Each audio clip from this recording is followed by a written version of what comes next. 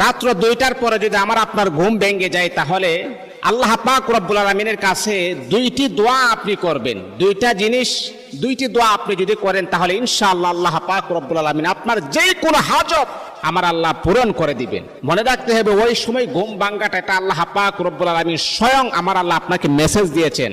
আর ওই সময় আপনি আল্লাহ তাআলার কাছে যা চাইবেন আমার আল্লাহ তাই দিয়ে দিবেন আপনাকে।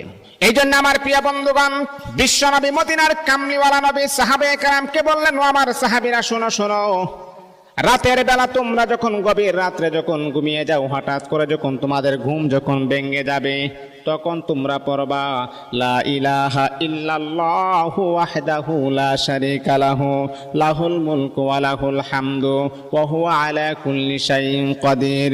আলহামদুলিল্লাহ, সুবহানাল্লাহ, ওয়া লা ইলাহা ইল্লাল্লাহু আল্লাহু আকবার, লা হাওলা ওয়া লা কুওয়াতা ইল্লা বিল্লাহ।